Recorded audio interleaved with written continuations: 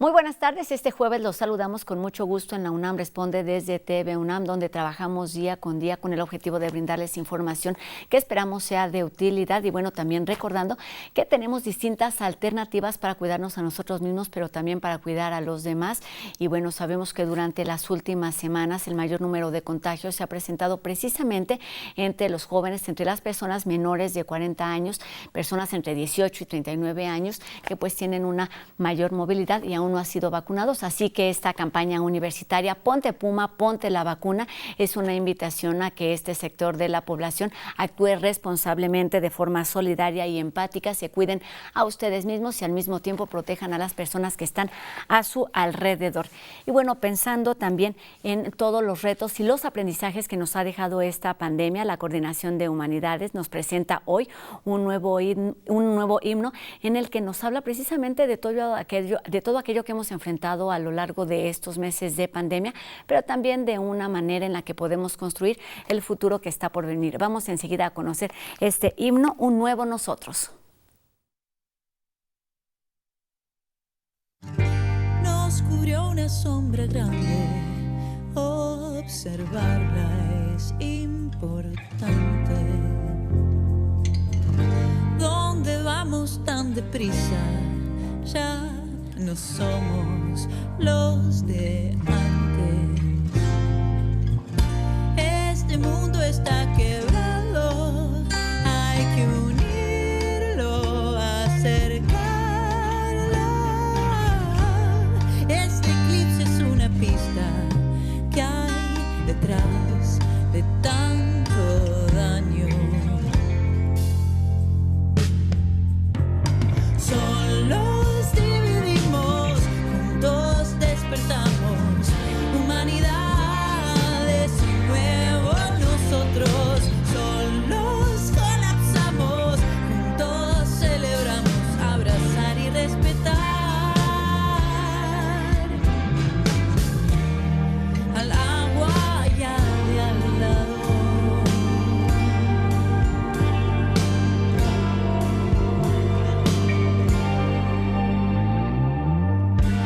El pasado no es ejemplo, si nos sirve, no extrañemos. La lección es inminente, la conciencia algo urgente. Y ahora que se abren las puertas, otra historia escribiremos. Construiremos algo nuevo, más amor y menos miedo. Solos dividimos, juntos despertamos. Humanidad es un nuevo nosotros. Solos colapsamos, juntos celebramos. Abrazar y respetar al agua y al de lado. En la humanidad está el secreto.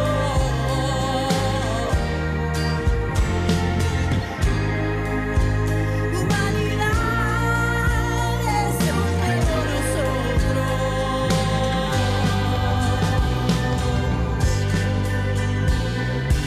Solos dividimos, juntos despertamos.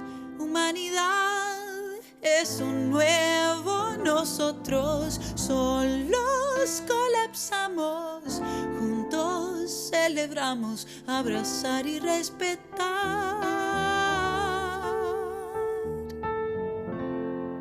al agua y al de al lado.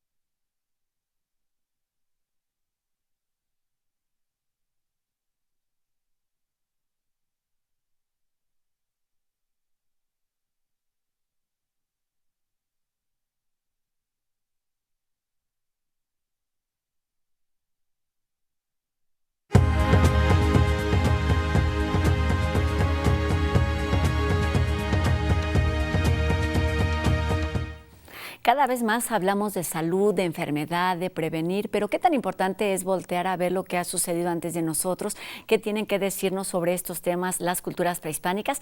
Para hablar de esto, me da gusto saludar el día de hoy aquí en la UNAM Responde a la doctora en Historia, Ana María Carrillo.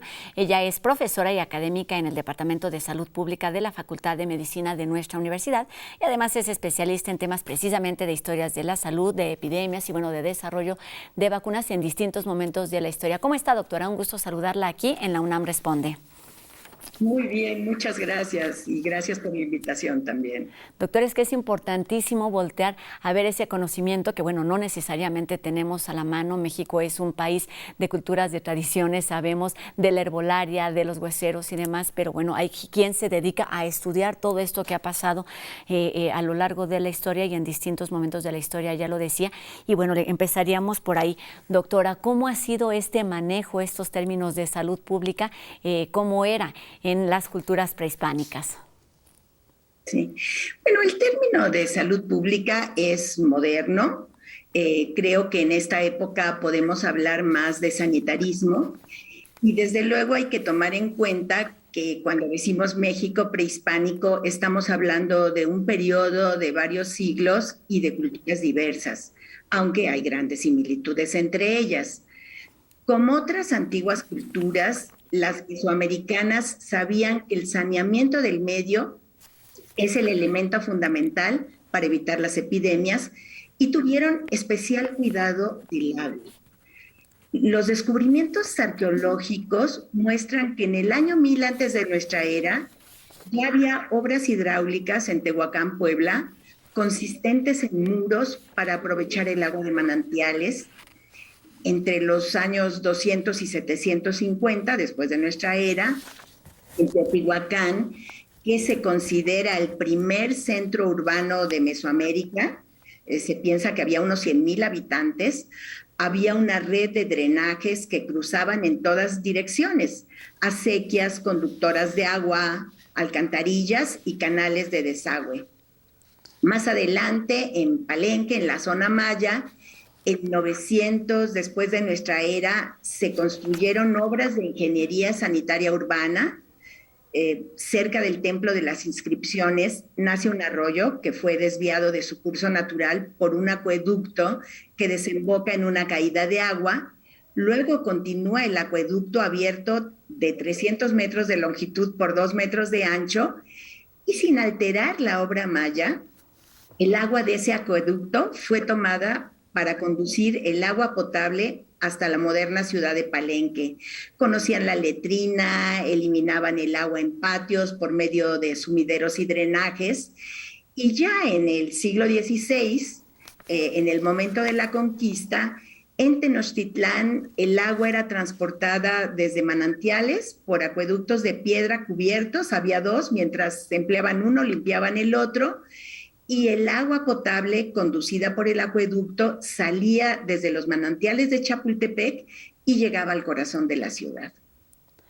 Doctora, estamos hablando de todas esas obras que se van construyendo para evidentemente satisfacer necesidades que se van presentando a la población de los tiempos antes del 1500 y aún antes de nuestra era, pero también lo que se presenta hoy en este momento. Hemos hablado a lo largo de esta pandemia de lo necesario que resulta ser empáticos, respetuosos con el medio ambiente, que es a lo que usted lo que usted menciona como saneamiento del medio, que es una de las razones o las causas de las enfermedades que han existido, por supuesto, en todo momento. ¿Cómo eran atendidas, cómo sucedían o cómo se veían en ese momento estas enfermedades, estos padecimientos que, por supuesto, no sé qué tan similares o distintos son a los que conocemos hoy, doctora?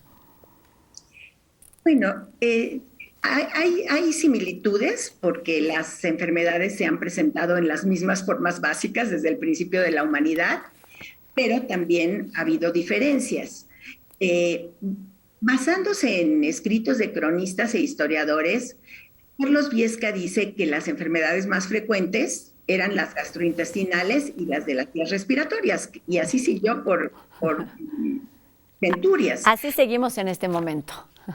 Sí, aunque ahora sí tenemos también otros de las que llamamos enfermedades de la civilización, como el cáncer, ¿verdad? Exacto. Algunos Textos historiográficos afirmaban que antes de la llegada de los españoles, en Mesoamérica no se presentaban epidemias.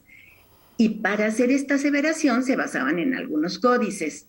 Pero desde hace 60 años, la historiadora Rosaura Hernández Rodríguez mostró, utilizando otras fuentes, que los pobladores del México antiguo, como los del resto del mundo, sí tuvieron que hacer frente a problemas colectivos de salud. Los eventos climáticos extremos como heladas, ciclones, sequías o por el contrario, lluvias excesivas, acababan con las cosechas y esto provocaba hambrunas y hacía a las poblaciones fácil blanco de epidemias.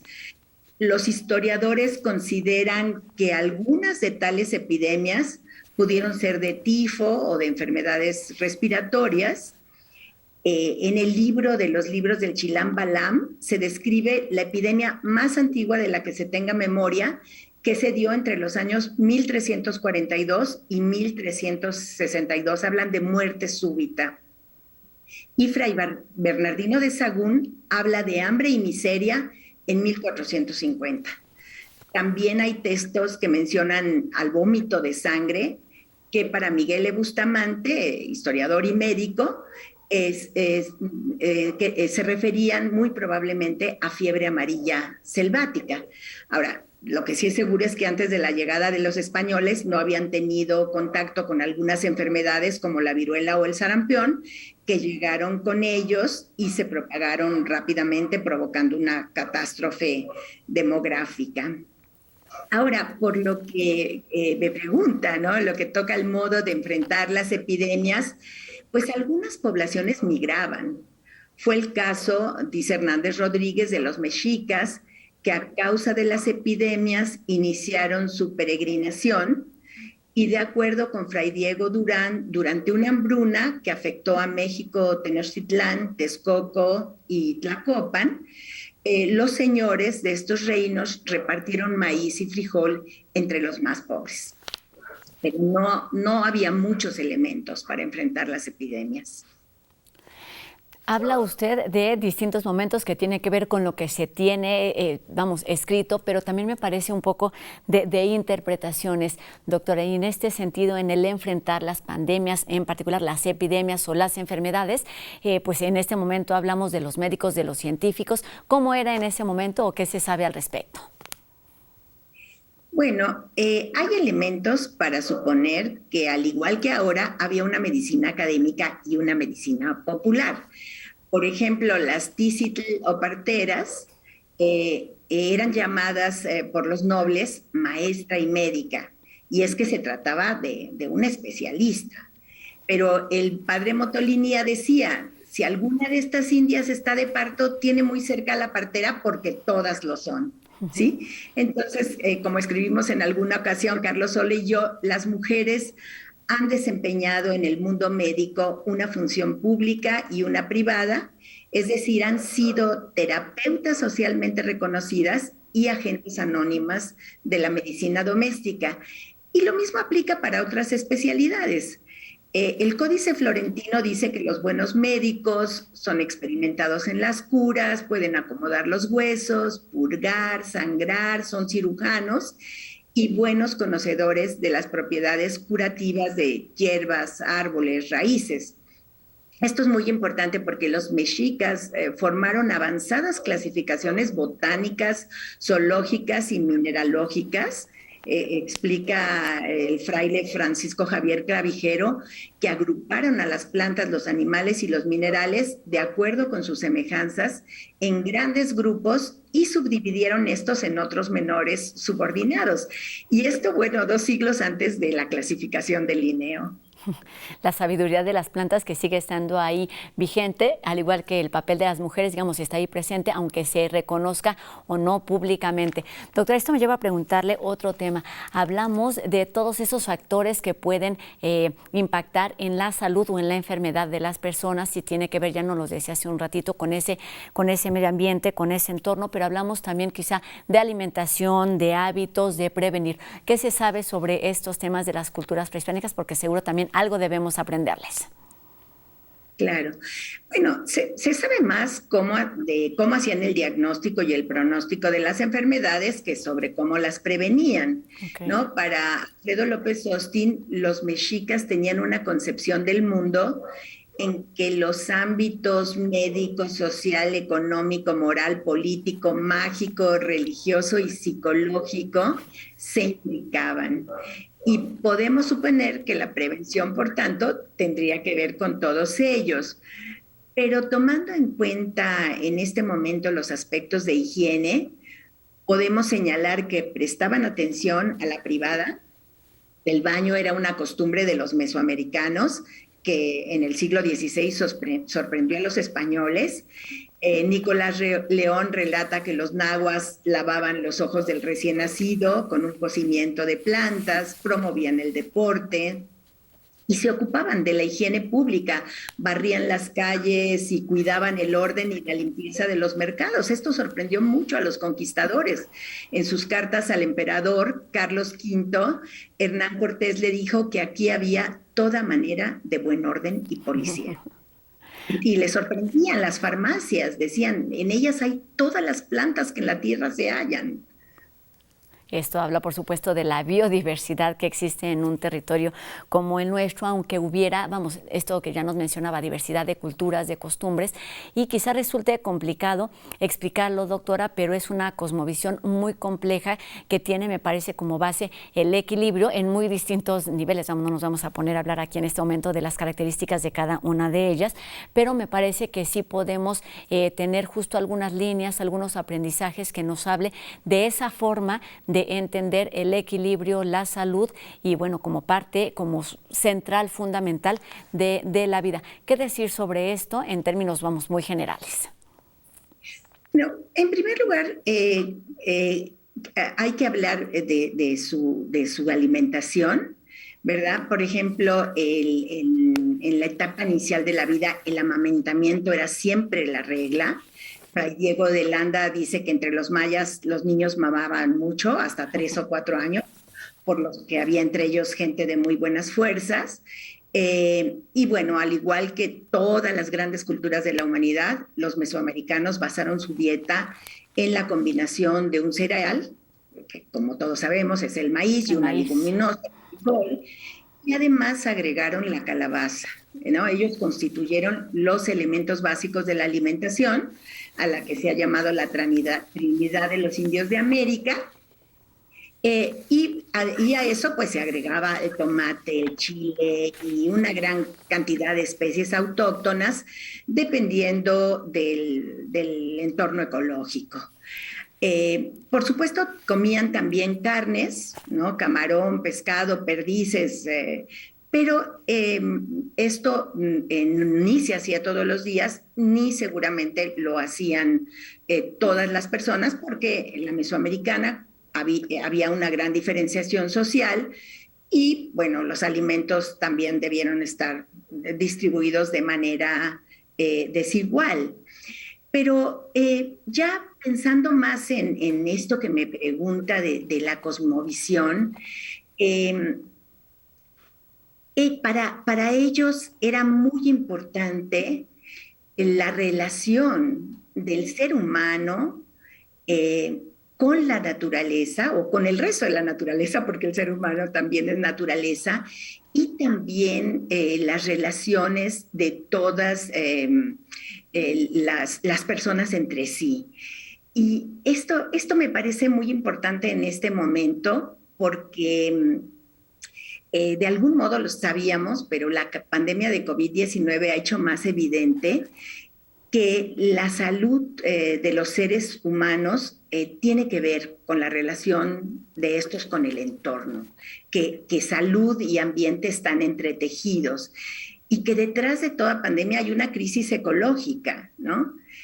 Los expertos han mostrado que la causa profunda de la actual pandemia es la manipulación y destrucción sistemática de la naturaleza por medio de tala, agricultura industrial, ganadería. Entonces, la pandemia, como digo, también tiene que ver con relaciones sociales, guerra, hambre y explotación. En la actualidad hay un movimiento de salud planetaria que se ocupa de eso, del impacto de las disrupciones de los sistemas naturales de la Tierra en la salud humana.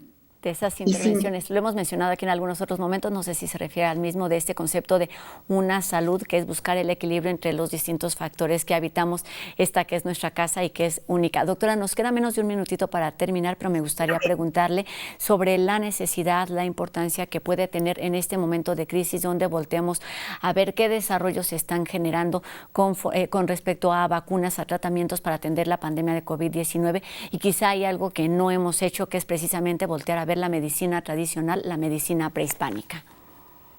Sí, bueno, tenemos que reconocer que los pueblos indígenas albergan el 80% de la biodiversidad del mundo, protegen el agua para volver con lo que empezamos, y por lo tanto contribuyen a la sustentabilidad.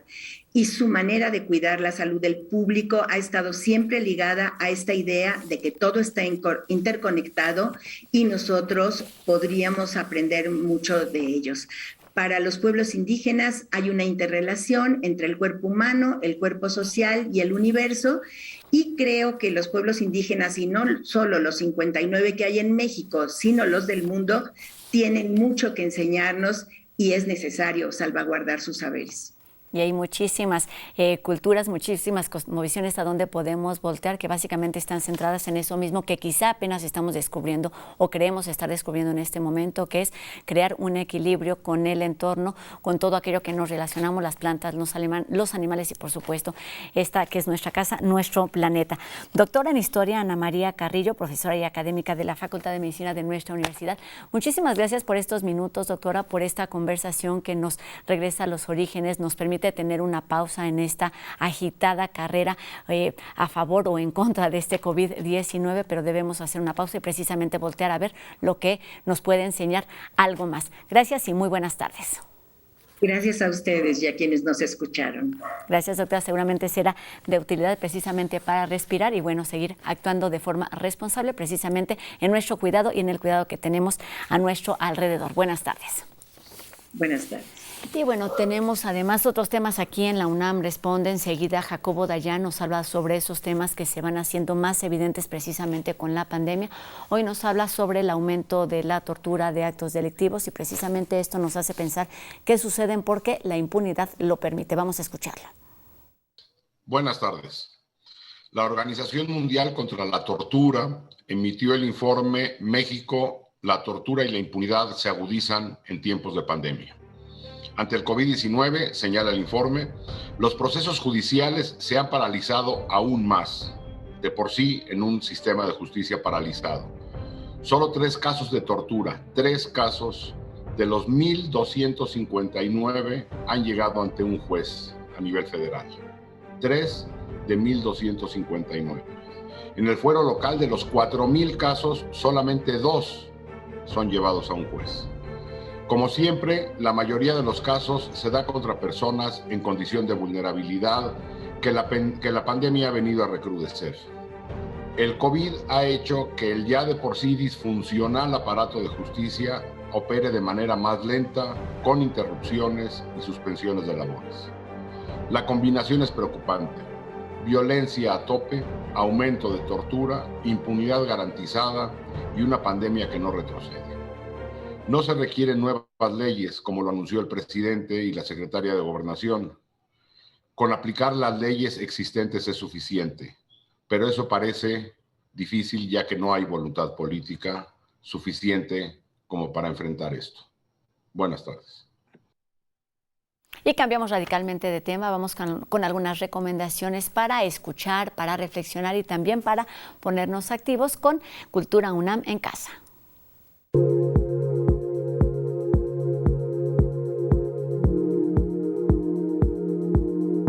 Como ha sido desde hace más de un año, obligados por la pandemia, hemos trasladado buena parte de nuestras actividades cotidianas a las pantallas, tal y como lo hace también el Museo Universitario del Chopo, que lanza su convocatoria para los talleres libres del Chopo en línea.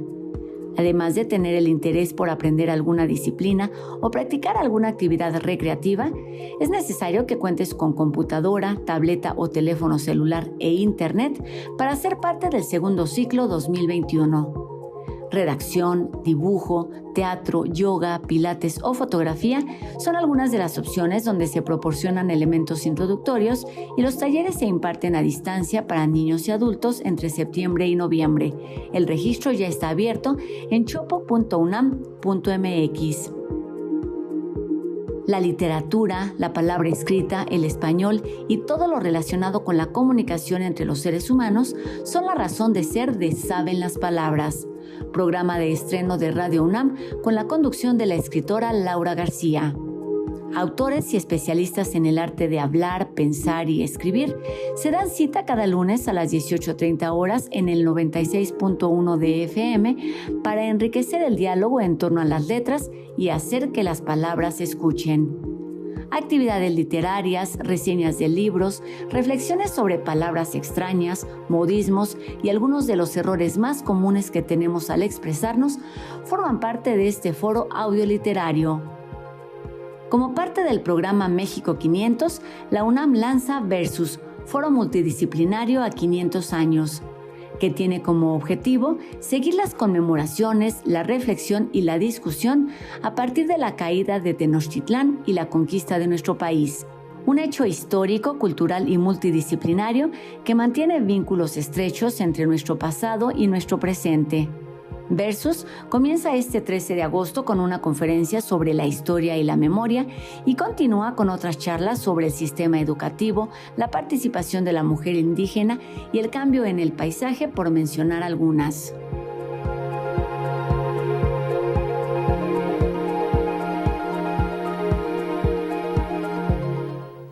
Y al inicio de Versus, este amplio programa de conferencias mañana por la señal de TV UNAM, así que distintas recomendaciones para seguir en contacto desde nuestra casa con Cultura UNAM. Y bueno, con esta recomendación terminamos, los esperamos el día de mañana y también los invitamos a que se sigan poniendo en contacto con nosotros a través de todas nuestras redes sociales que ustedes ya conocen y que están apareciendo en este momento en nuestra pantalla. Que tengan ustedes una excelente tarde, nos vemos aquí mañana en la UNAM Responde. Adiós.